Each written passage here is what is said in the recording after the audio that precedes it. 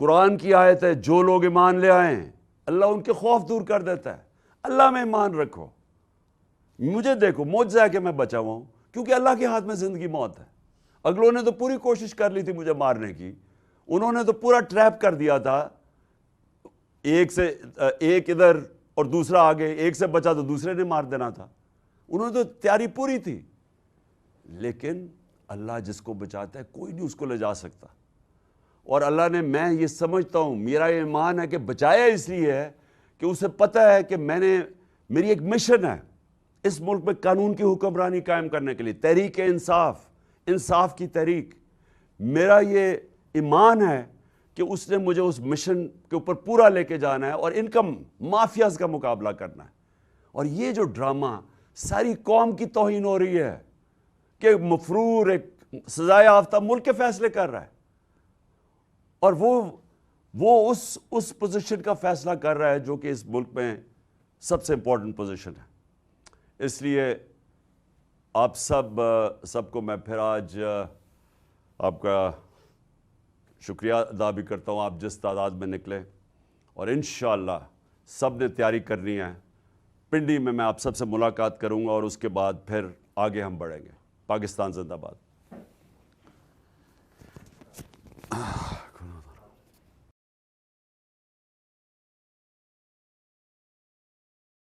ساروں نے مل کے 30 سال سے پیسہ باہر بھجوا رہے ہیں. ان کے پاس تو ابھی یہ تو سامنے آئی ہیں نا مے فیئر کی اپارٹمنٹس, ان کی تو وہاں پراپرٹیز, آف شور اکاؤنٹس.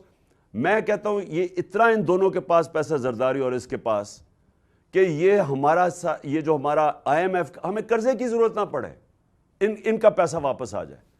تو ان کی پہلے تو وہ نقصان کیا, اب دوسرا نقصان کہ اب اس پیسے کو بچانے کے لیے انہوں نے اس ملک کے اندر اداروں کو کنٹرول کرنا ہوتا ہے. اداروں کا کنٹرول کا مطلب اداروں کو تباہ کرنا ہے. اب شہباز شریف نے کیا کیا, FIA کے اندر یہ پکڑا گیا, 16 ارب کی چوری تھی. آتے ساتھ ہی اس نے جو FIA میں کیا ہے کہ پہلے گواہ مار گئے سارے ہارٹ اٹیک سے, پھر وہ ڈاکٹر رضوان مار گیا. اب مجھے بتائیں کہ FIA کس طاقتور کے خلاف کھڑی ہوگی؟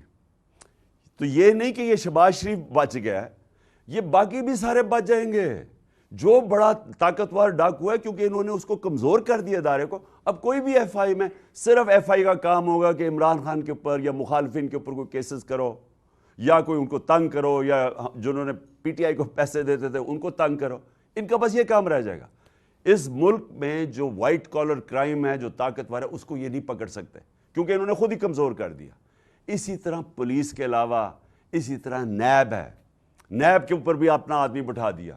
وہ اس لیے نہیں کہ وہ ملک کی بہتری کے لیے, وہ ان کے کیسے کیسز ختم ہو سکتے ہیں. اب جو ان کے کیسز ختم کرے گا, اور جو انہوں نے اسمبلی میں بیٹھ کے نیب کے قانون چینج کیے ہیں, اس کا مطلب کہ آج جو بھی بڑا ڈاکو ہے وہ بچ جائے گا.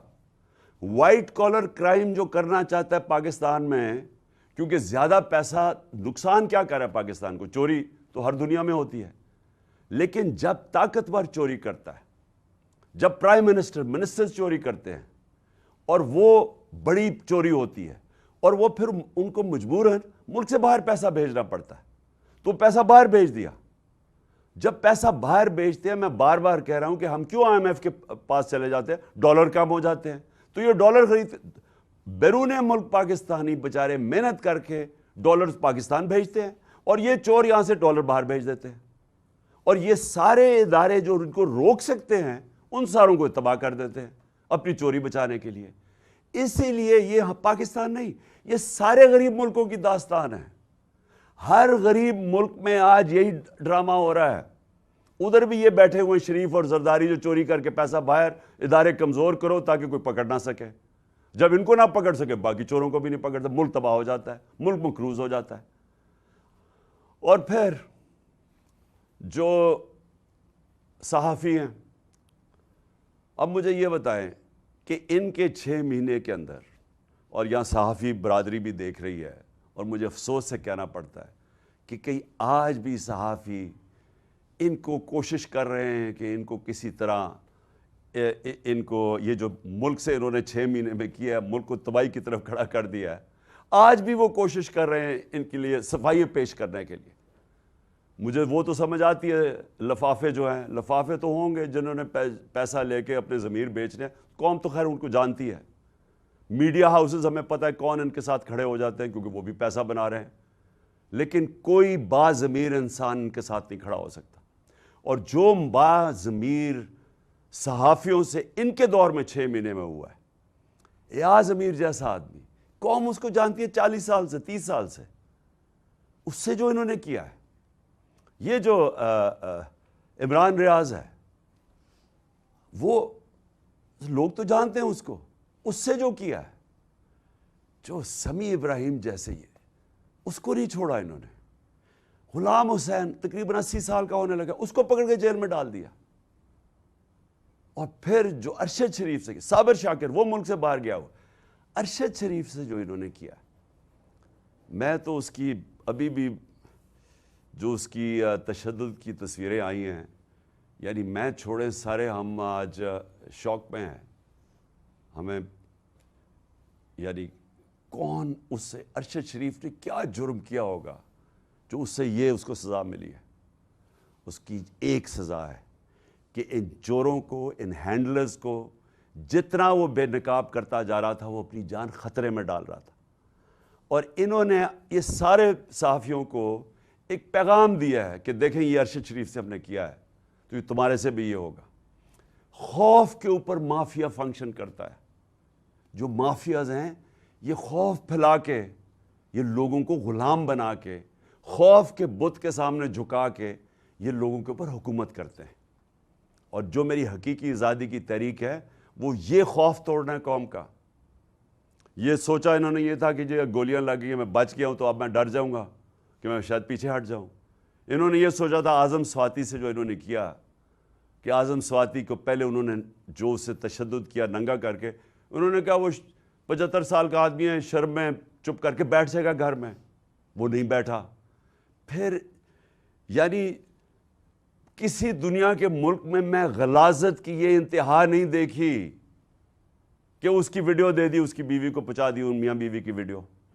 میں نے یعنی میں مغربی معاشرہ اندر سے جانتا ہوں، وہاں کوئی تصور نہیں کر سکتا اس چیز کا۔ اور اعظم سواتی کو انہوں نے کہا کہ اب تو وہ شرم سے چپ کر کے بیٹھ جائے گا۔ میں سلام کرتا ہوں اعظم سواتی کو کہ وہ کھڑا ہو گیا، اور وہ اس لیے کھڑا ہوا ہے کہ وہ اوروں کو بچانا چاہتا ہے، وہ قوم کو بچانا چاہتا ہے کہ یہ جس طرح کا ظلم ہو رہا ہے، یہ جو چور اور ڈاکو اور یہ قاتل اور ان کے ہینڈلرز، وہ کھڑا ہو گیا سامنے، اور آج قوم اس کے ساتھ کھڑی ہے، اعظم سواتی کے ساتھ، اور یہ اس قوم نے اب کھڑے ہو جانا ہے۔ اور جو آج کمالیہ میں بھی لوگ اور گجرات میں سب کو آپ کو کہنا چاہتا ہوں کہ دیکھیں بھیڑ بکریوں کی طرح اگر ہم رہیں گے اللہ ایسے ہی رکھے گا۔ وہ قرآن میں کہتا ہے میں کبھی کسی قوم کی حالت نہیں بدلتا جب تک قوم خود اپنی حالت بدلنے کی کوشش نہیں کرتی۔ یہ ہم نے حالت بدلنی ہے۔ یہ جو مارچ ہے یہ ساروں کو اس لیے آپ نے شرکت کرنی ہے، یہ میرے لیے نہیں کرنی، یہ آپ نے اپنے مستقبل کے لیے کرنی ہے، یہ آپ نے کرنی ہے اپنے بچوں کے لیے۔ آپ نے اگر خوددار قوم بن کے رہنا ہے جو ہر پاسپورٹ کو دنیا میں عزت ہو بجائے علیحدہ لائن میں کھڑے کر کے ہمارے سے برا بھلا کہا جائے، اگر آپ نے عزت کروانی ہے آپ کو اپنے حقوق کے لیے، اپنی آزادی کے لیے آپ کو جدوجہد کرنی پڑے گی۔ اور میں تو قوم کا مشکور ہوں کہ جس طرح قوم نکلی ہے اور جس طرح ہر قسم کی جو انہوں نے دھمکیوں کے بغیر قوم نکلتی آئی ہے، میں پہلے تو آپ کا شکریہ ادا کرتا ہوں سب کا، لیکن میں پھر سے آپ کو کہنا چاہتا ہوں کہ دیکھیں قوم کے پاس کبھی کبھی موقع آتا ہے کہ وہ اپنی تقدیر بدل سکے۔ یہ وہ موقع آ گیا ہے، قوم میں شعور آ گیا ہے، سوشل میڈیا ہمارے نوجوانوں کے اندر شعور آ گیا ہے۔ وہ شعور تھا تو وہ 2 نوجوان معظم شہید اور اس کے بعد جو ابتسام ہے، یعنی میں اس لڑکے پہ حیران ہوں کہ اس نے بندوق پکڑی ہوئی ہے اور اس نے پھر بھی جا کے پکڑا اس کو۔ یہ جاگی ہوئی قوم ہے۔ کبھی آپ نے یہ ظلم کے سامنے جھکنا نہیں ہے۔ یہ جو آپ کو خوف پھیلایا جا رہا ہے اس سے ڈرنا نہیں ہے آپ نے۔